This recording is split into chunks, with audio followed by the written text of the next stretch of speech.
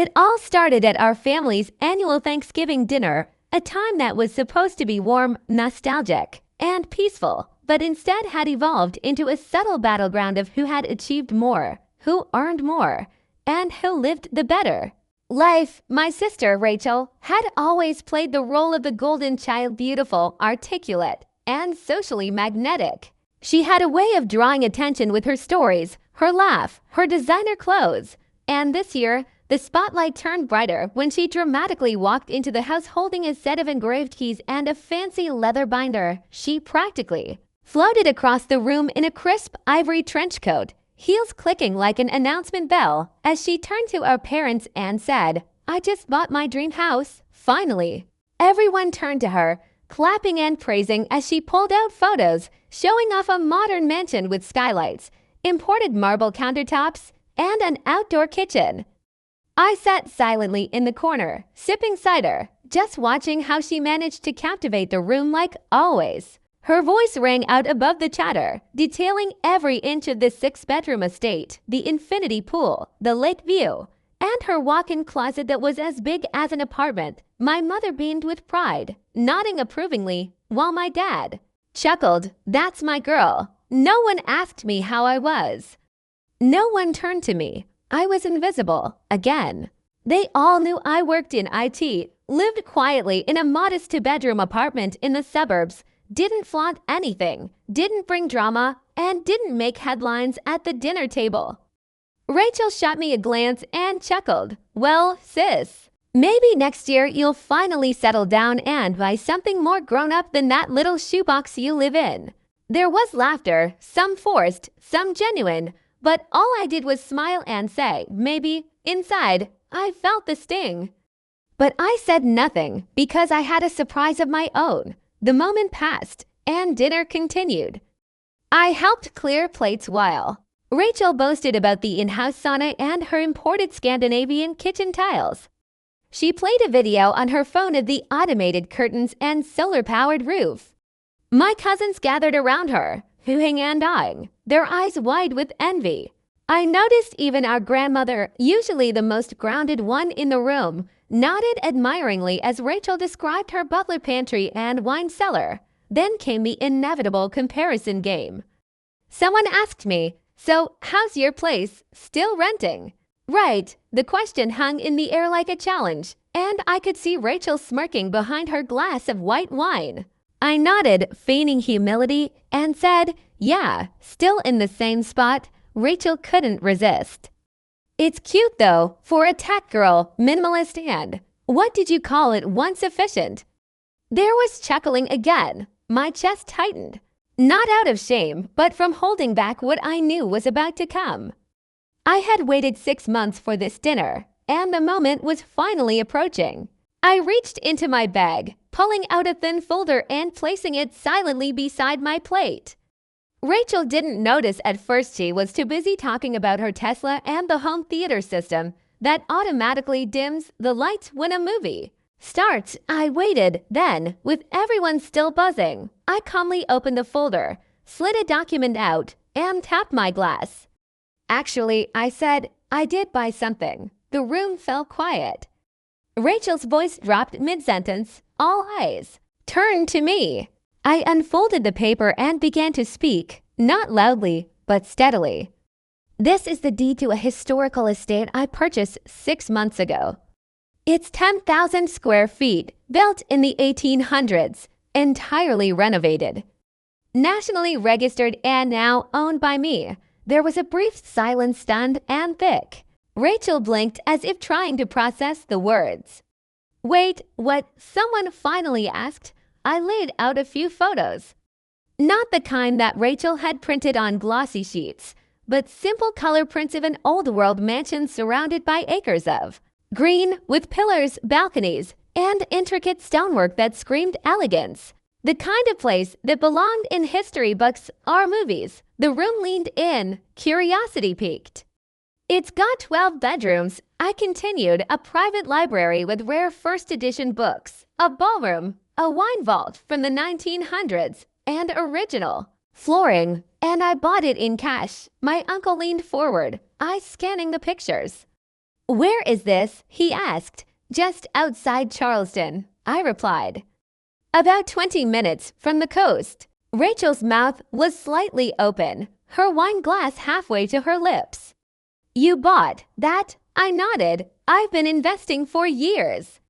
My IT job, side projects, tech stocks. I lived simply, didn't post about it, just kept stacking up.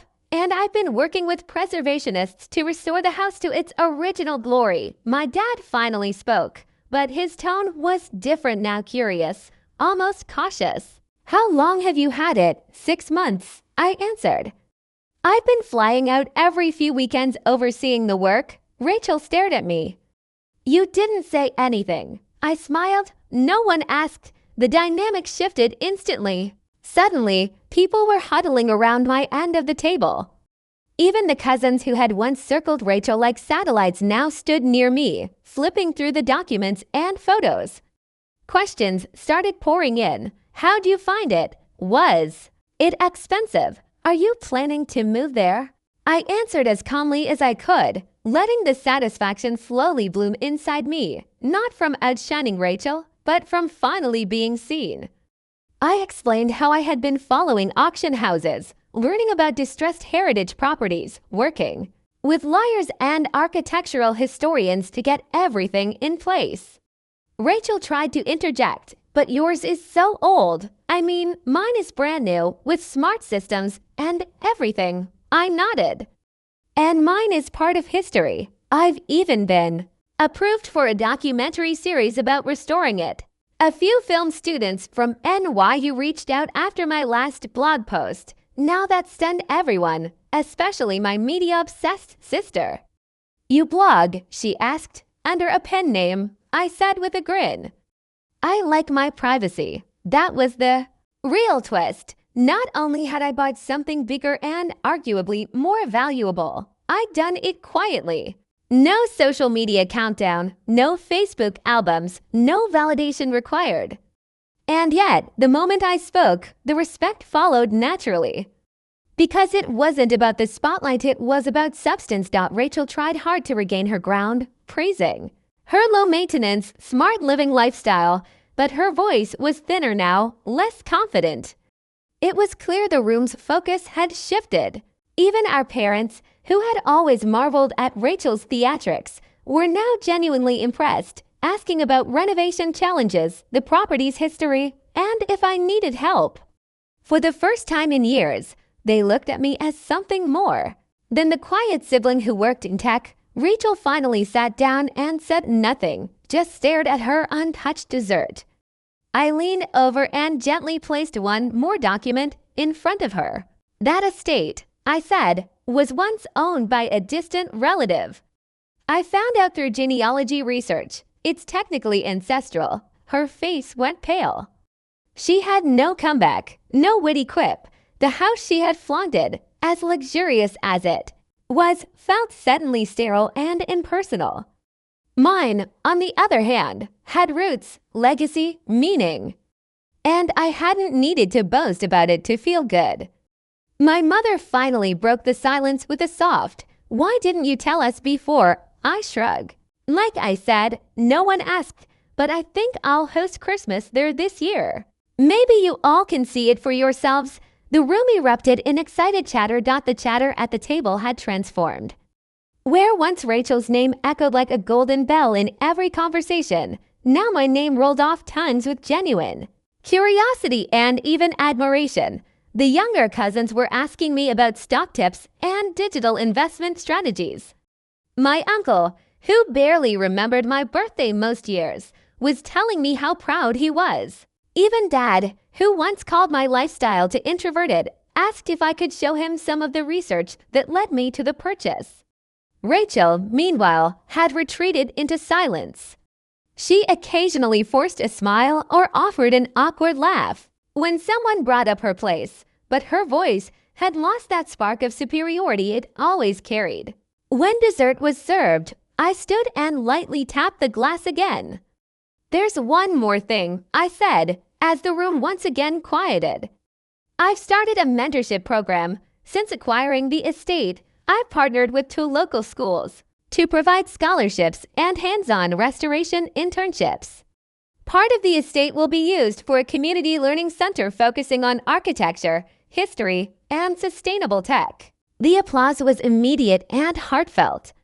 Even Grandma, who had always tilted a little in Rachel's favor, had tears in her eyes. "That's beautiful," she said softly.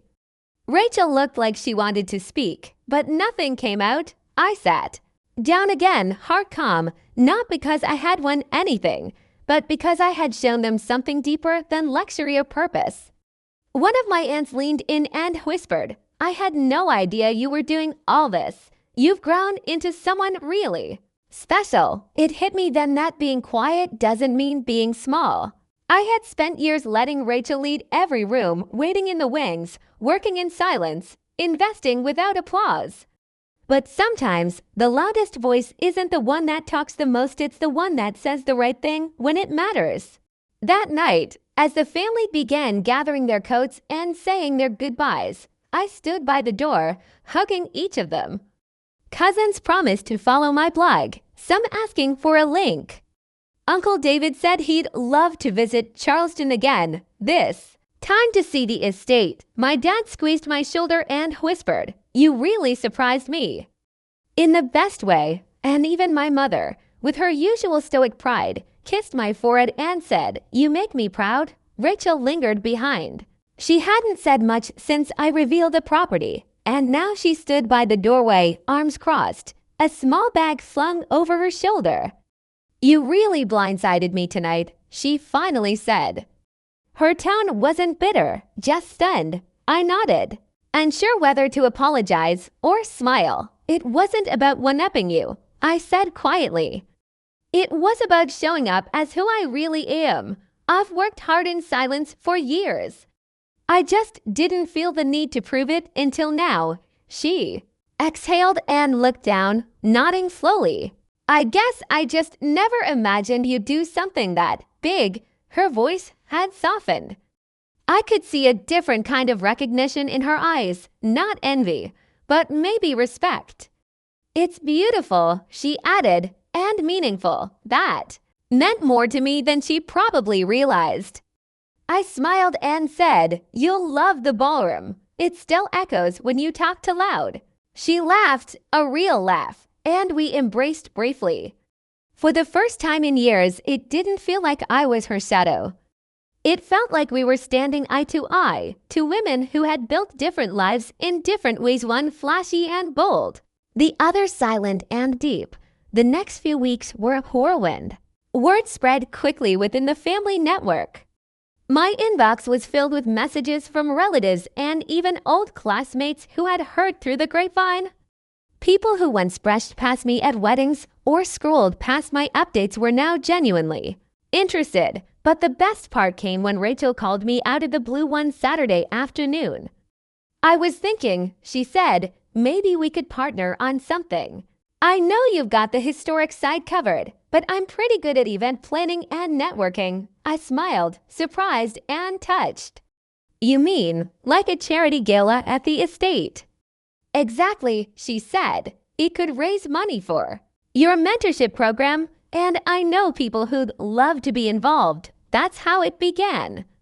We hosted our first event 3 months later. The house was glowing under fairy lights and antique lanterns. Rachel coordinated the guest list, hired a classical quartet, and brought in chefs from Charleston's top restaurants. I handled the historical tour, the presentations on restoration, and led a Q&A on sustainable renovations. That night, standing at the top of the staircase while guests applauded below, Rachel raised a glass and said, "This entire vision was her idea." I'm just honored to be part of it for the first time. I was no longer just the quiet sister or the one in IT. I was someone who had built something meaningful, something lasting, and I had done it on my own terms. And as I stood in the center of that grand old home, surrounded by laughter, music, and the warm hum of belonging, I realized I didn't need to outshine anyone. I just needed to shine in my own way.